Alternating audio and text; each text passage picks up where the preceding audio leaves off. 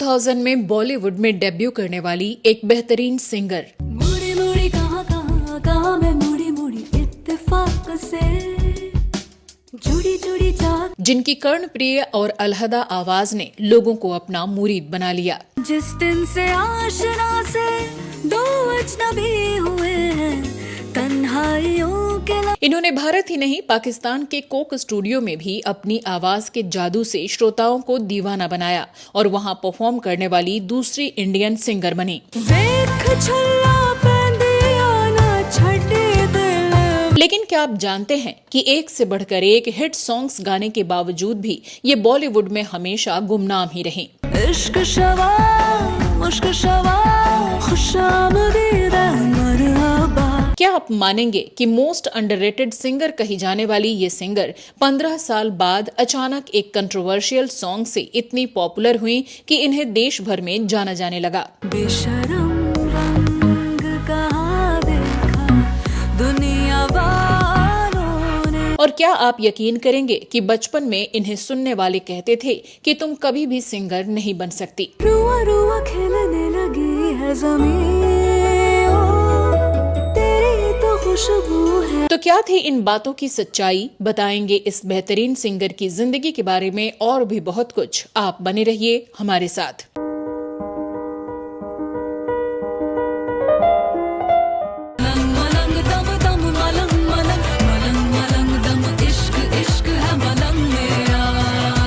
नमस्कार दोस्तों, मैं हूं श्वेता जया और आप देख रहे हैं वो पुराने दिन।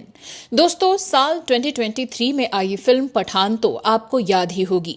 अगर नहीं तो शाहरुख खान और दीपिका पादुकोण पर फिल्माया गया इस फिल्म का ये कंट्रोवर्शियल सॉन्ग जरूर याद होगा। बेशरम रंग कहाँ देखा दुनिया वालों। इस सॉन्ग को अपनी बेहतरीन आवाज से शिल्पा राव ने ही सजाया था। तो दोस्तों, अपने आज के शो में हम इनके फिल्मी करियर और इनसे जुड़ी बातों पर चर्चा करें उससे पहले चलिए जानते हैं इनके शुरुआती जीवन के बारे में। शिल्पा राव का जन्म 11 अप्रैल 1984 को जमशेदपुर में एक तेलुगु परिवार में हुआ था। इनके पापा का नाम यस वेंकट राव था, जो कि टाटा मोटर्स में काम करते थे और साथ ही उन्होंने म्यूजिक में भी डिग्री ले रखी थी।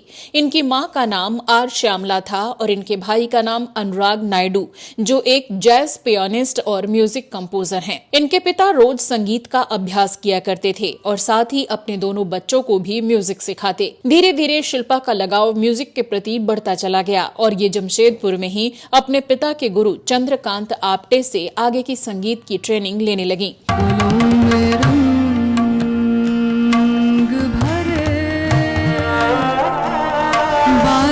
हालांकि शिल्पा ने कई इंटरव्यूज में मेंशन किया है कि ये कभी भी प्रोफेशनल सिंगर नहीं बनना चाहती थीं और लोग भी इनसे यही कहते कि तुम्हारी आवाज इस लायक नहीं है कि तुम सिंगर बन सको।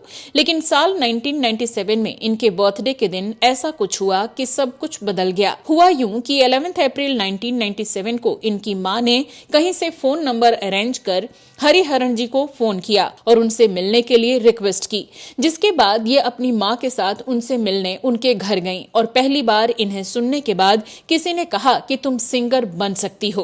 पहली बार किसी ने मुझसे कहा कि तुमको गाना गाना चाहिए, बिकॉज अभी तक सब कहते थे नहीं होगा तुमसे। साल 2001 में इन्होंने दिल्ली में आयोजित संगम कला ग्रुप कंपटीशन में हिस्सा लिया और दूसरा स्थान हासिल किया।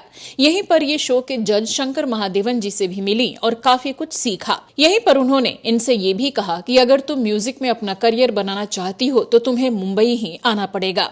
शंकर महादेवन की सलाह मानते हुए इनके पेरेंट्स ने इनका 12th कंप्लीट होते ही इन्हें मुंबई शिफ्ट कर दिया और आगे की पढ़ाई के लिए इनका एडमिशन सेंट जेवियर्स कॉलेज में करा दिया गया। इन्हें लगा था कि मुंबई पहुंचकर इन्हें आसानी से काम मिल जाएगा, लेकिन यहाँ पर एक नया संघर्ष इनकी राह देख रहा था। ये आते ही शंकर महादेवन से मिलने पहुंची और उन्होंने कुछ लोगों के नंबर दिए जो जिंगल्स करते थे। इनके साथ शुरुआत करने की सलाह दी। कपल ऑफ नंबर्स जो जिंगल्स करते हैं, स्टार्ट देयर। ओके। लेकिन जब ये उन लोगों से मिली तब इन्हें पता चला कि जिंगल्स चाहे 2 लाइन के हों या 4 लाइन के, उन्हें गाना बिल्कुल भी आसान नहीं होता। इन्होंने लगभग 3 साल तक कैडबरी, फोर्ड और घड़ी जैसे लगभग हजारों जिंगल्स को अपनी आवाज दी। इसके बाद शंकर महादेवन ने इन्हें पहला मौका दिया साल 2007 में आई फिल्म सलामे इश्क में। ये गाना था सैयारे।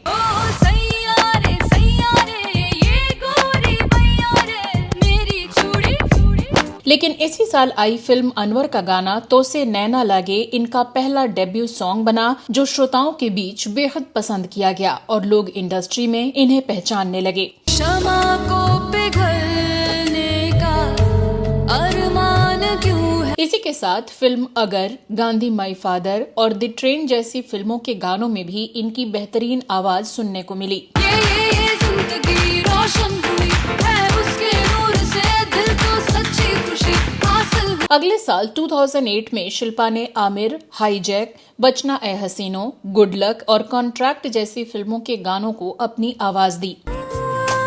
करती हूँ सौ वादे तुमसे बांधे दिल के। इसके बाद साल 2009 में शिल्पा ने देवडी, गुलाल, हॉर्न ओके प्लीज, पा और सिकंदर आदि फिल्मों के लिए गाने गाए। ओ मौज रात घर आई, हथेलियों पे रंग वाइला। इन फिल्मों में से फिल्म पा के गाने मुड़ी मुड़ी इत्तेफाक से श्रोताओं के बीच बेहद पसंद किया गया। मुड़ी मुड़ी कहाँ कहाँ कहाँ मैं मुड़ी मुड़ी इत्तेफाक से जुड़ी जुड़ी। साल 2010 और 11 में भी इन्होंने अनजाना Anjaani, Mallika, Desi boys, ladies versus Ricky Bahl, no one killed Jessica, Pappu can't dance Saala, ये साली जिंदगी जैसी दर्जनों फिल्मों के लिए गाने गाए। काटे रहने दे गुलाब तोड़ ले, नींदों की टहनियों से ख्वाब तोड़ ले। साल 2012 और 13 में भी इन्होंने धूम 3, लुटेरा, बीए पास, कॉकटेल, इंग्लिश विंग्लिश, जब तक है जान, ये जवानी है दीवानी जैसी दर्जनों फिल्मों के गीतों को आवाज दी। मलंग मलंग दम दम मलंग मलंग मलंग मलंग दम,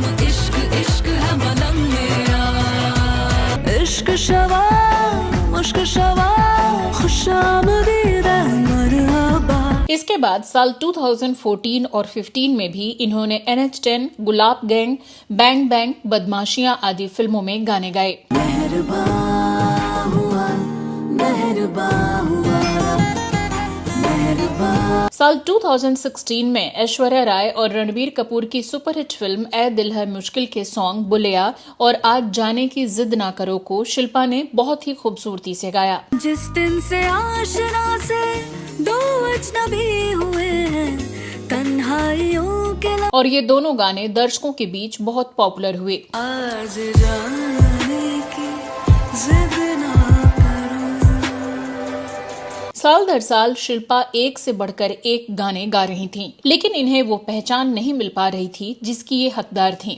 एक रात थी मेरी एक बात कही। फिर साल 2023 में इनका वो कंट्रोवर्शियल सॉन्ग आया जिसने इन्हें पूरे देश ही नहीं विदेशों में भी फेमस कर दिया। बहुत ही तंग किया अब तक इन हालांकि पठान फिल्म के इस गाने में शिल्पा ने बहुत ही बेहतरीन तरीके से आवाज दी थी, लेकिन गाने में एक्ट्रेस दीपिका पादुकोण की ऑरेंज बिकनी को भगवा बिकनी बताकर धार्मिक भावनाओं को ठेस लगने की बातें की जाने लगीं। बेशरम रंग कहाँ देखा दुनिया वालों ने। गाने पर इतना बवाल कटा कि इसे आवाज देने वाली शिल्पा राव को भी सफाई देनी पड़ी। खैर, विवादों से इतर इस गाने में शिल्पा की आवाज इतनी कशिश भरी रही कि ये आज की तारीख में भी सुना जाता है। गाने को अब तक 400 मिलियन से ज्यादा व्यूज मिल चुके हैं। मुझ पे नई बात है,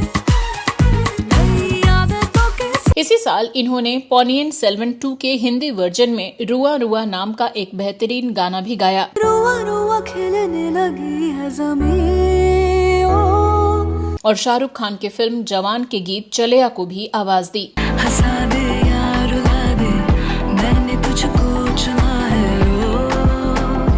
ओ। साल 2024 में भी इन्होंने फाइटर, स्त्री 2, दो पत्ती और देवरा पार्ट 1 के गानों को गाया। अस्तमानम नीलोकमे नामई मरपू जितने तेनु वेनन। बात करें दूसरी भाषाओं की तो शिल्पा ने हिंदी के अलावा तेलुगु, तमिल, मलयालम, कन्नड़, गुजराती और बंगाली फिल्मों के लिए भी कई गीत गाए। निगाहों को दीदार दे, आरज़ू में तन मन तब। अगर बात करें इनकी पर्सनल लाइफ की तो साल 2021 में शिल्पा ने अपने दोस्त फोटोग्राफर रितेश कृष्णन से शादी की थी। कोरोना काल के चलते शादी बेहद साधारण तरीके से हुई और शादी में केवल परिवार के सदस्य और बेहद करीबी लोगों को ही शामिल किया गया।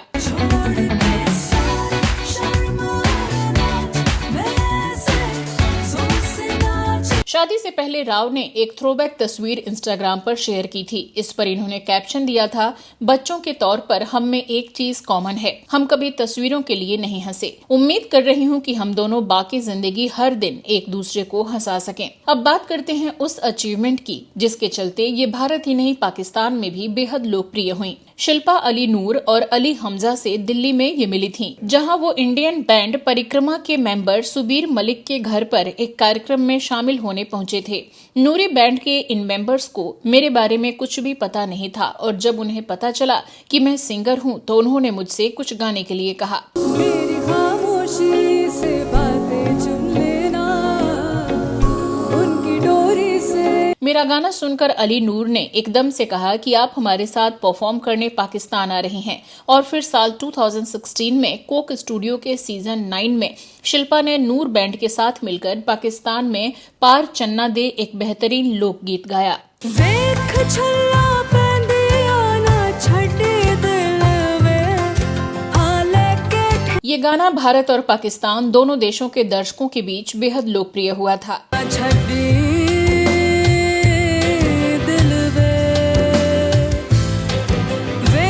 शिल्पा ने अपने एक इंटरव्यू में बताया था कि बचपन में जब ये किसी के सामने गाना गाती तो इनकी आवाज सुनकर सभी यही कहते थे कि तुम्हारी वॉइस की क्वालिटी इस लायक नहीं है कि तुम कभी सिंगर बन सको। हद तो तब हो गई थी जब इनके मुंह पर इनके करीबी मिलने वाले लोग, यहाँ तक कि इनके फैमिली मेंबर्स भी यही कहते थे। खैर, आज के वक्त में ये जीता जागता सबूत है कि इंसान अपनी मेहनत और लगन से जो चाहे हासिल कर सकता है। हमें कभी निराश होकर अपना काम नहीं छोड़ना चाहिए। बात करें अभी की तो इनकी यूनिक आवाज इन्हें दूसरों से अलग बनाती है और ये अब भी गाती हैं। टाइम्स ऑफ इंडिया ने एक लेख में इनकी वॉइस को सोबर और सोलफुल बताया है और नेशनल हेराल्ड ने इनके बारे में लिखा कि शिल्पा ने अपनी आवाज में मॉड्यूलेशन और एक्सपेरिमेंट करके अपनी एक अलग पहचान बनाई है। ले चल मुझे कहीं दूर। खैर, अब बात करते हैं इन्हें मिले अवार्ड्स की। तो शिल्पा को फिल्म फेयर की तरफ से साल 2020 में वार फिल्म के गाने घुंघरू और साल 2024 में पठान फिल्म के गाने बेशर्म रंग के लिए बेस्ट प्लेबैक फीमेल सिंगर का अवार्ड मिला।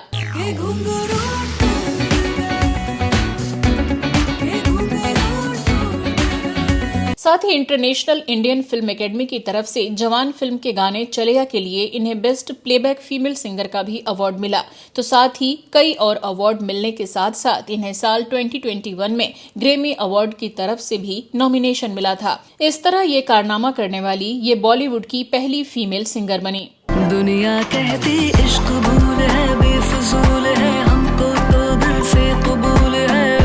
शिल्पा ने बॉलीवुड के लगभग सभी म्यूजिक कंपोजर्स के साथ काम किया, जैसे A.R. रहमान, विशाल ददलानी, प्रीतम, मिथुन इलैयाराजा, अमित त्रिवेदी आदि। जिस दिन से आशना से दो अजनबी हुए हैं, तन्हाइयों के शिल्पा राव इन दिनों कई प्रोजेक्ट्स पर काम कर रही हैं और साथ ही ये देश विदेश में लाइव शोज भी करती रहती हैं। हम इनके आने वाले प्रोजेक्ट्स के लिए इन्हें शुभकामनाएं देते हैं और ये उम्मीद करते हैं कि ये हमेशा ऐसे ही श्रोताओं का अपनी कर्णप्रिय आवाज से मनोरंजन करती रहेंगी। तो दोस्तों, आपको क्या लगता है कि क्यों इतनी बेहतरीन सिंगर लंबे वक्त तक गुमनाम रही? आपको इनकी आवाज और इनका कौन सा गाना पसंद है, लिखकर जरूर बताइएगा। नेक्स्ट शो में आपसे होगी फिर मुलाकात। नमस्कार।